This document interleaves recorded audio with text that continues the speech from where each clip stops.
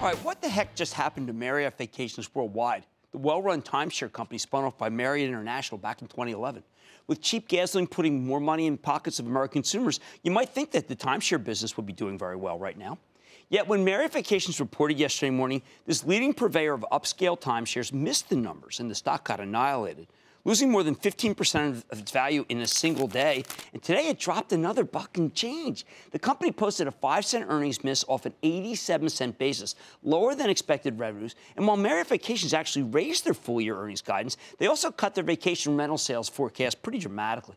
That dovetails very nicely with the slowdown thesis that's taken the market by storm over the past couple of days. Yet I think there's a lot of questions here. Now, some of the weakness had to do with the super freaking strong dollar we talk about all the time. It took a hatchet to the company's international sales.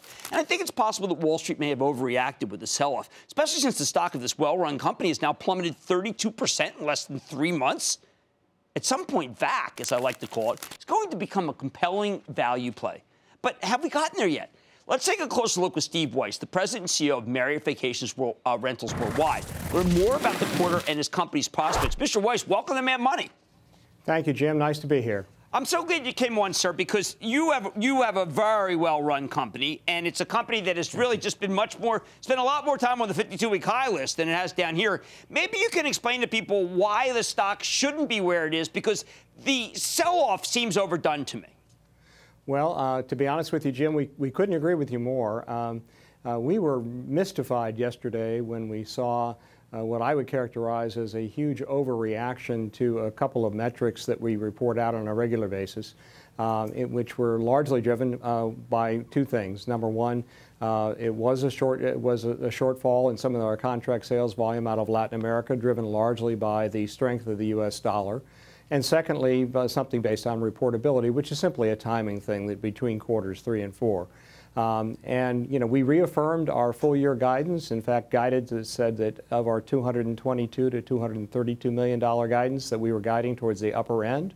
We reaffirmed our free cash flow guidance of $175 to $200 million.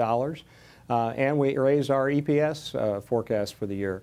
So we're scratching our head just as you are about exactly why that would have happened. Now, let's go drill down on the strong dollar, because we talk about that all the time. If that's what people are concerned about, the real seems to be getting weaker.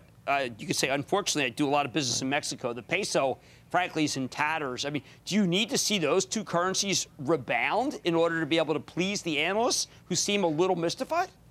Well, first of all, our Latin American sales are less than 10% of our total sales. Secondly, we sell in U.S. dollars. So when the Mexican peso drops 15% in a quarter, the Brazilian real drops 40%, the Colombian peso drops as well. There is a short-term impact because obviously for people that were buying the same product that they would have a quarter ago, there's a material price difference between what they would have bought then and what they're buying now for the same exact product. Over time, there'll be a new normal. I mean, people will begin to realize, okay, our currency isn't valued as much as it used to be, and they'll start to adjust their thinking accordingly. So we think it's very much a short-term issue versus a long-term issue, but it's probably going to take another quarter or so for that to shake out. Okay, fair enough. Mr. Weiss, I know that there's some people, because I check around, frankly, because people were head scratching too, because we know your company as a company that's done well over the years. Some guys were saying to me, well, listen, ask them, is it Airbnb? Is it HomeAway? Is it one of these disruptive online systems that we haven't thought about? Yeah, we get that question not infrequently. Airbnb as an example, which is a good proxy for the others. First of all, I think the thing you need to keep in focus, the simple answer is no. We don't see it as being a disruptive force for us. Airbnb, the predominance of what they have in their portfolio is products that are in large metropolitan areas. We have a very small presence in metropolitan areas.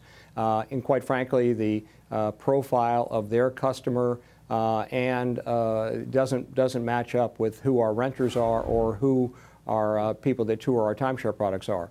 So, and in a very different way to think about it, people that are using Airbnb or their counterparts are in fact sharing accommodations with other people. Well, the American Resort Development Association, of which we are a member, this is the Timeshare Trade Association, actually has kind of looked into it and taken the point of view and said, if people are used to sharing, in fact, as they progress over time, they'll be more likely candidates for our timeshare product than maybe you would have originally thought. The other thing I think to think about is that when people stay at our resorts, it's a much more robust portfolio of amenities, service levels, et cetera. And that's one of the reasons why there's a big difference. All right. Now, at one point, Mr. Geller, the CFO, was saying that you have a new investment program that started in the latter part of 2014, and you believe it will drive incremental tours later this year and into 2016. Could that be the catalyst that ignites and maybe one of the reasons why you've been so aggressive buying back stock now, knowing that that's in the future? Well, clearly, we believe that obviously when we're looking at capital allocation and we're figuring out where we want to be in the market to buy back our stock, when we look at situations such as presented themselves yesterday, we think there's an excellent opportunity for us to be acquisitive versus anything else. But the reality is we have been, over the last 12 months, we've been moving very aggressively to develop some new channels for tour generation, one of which is a call transfer program with Marriott International. Another is what we call our enhanced Encore program, where people that take a tour that for whatever reason don't want to buy today but are prepared to buy something in the future, we give them an opportunity to come back at a good value offering. Both of those programs have worked very well for us. In fact, we've got 20,000 more tours in our pipeline than we had this time last year. And so we are very optimistic about what the future holds for that. Well, I got to tell you, I mean, when I heard you were coming on, I was thrilled because I've been watching the stock for ever since the spinoff, and it never comes in. Suddenly it comes in and nobody wants it. That's just the opposite of the way people should be. Stephen Weiss, President and CEO of Marriott Vacations Worldwide, symbol VAC, thank you so much for coming on the show. Thank you, Jim. We appreciate it. Not a lot of value in this market. You just heard a company that is going to do the numbers, did not cut the numbers, that's buying back stock aggressively. You know what? VAC sounds like a bargain to me. Mad Money's back after the break. Booyah! Jim Cramer here from Mad Money. Thanks for watching CNBC on YouTube. Click here to subscribe and get the jump on my exclusives with CEOs, plus market news, investing advice, and a whole lot more.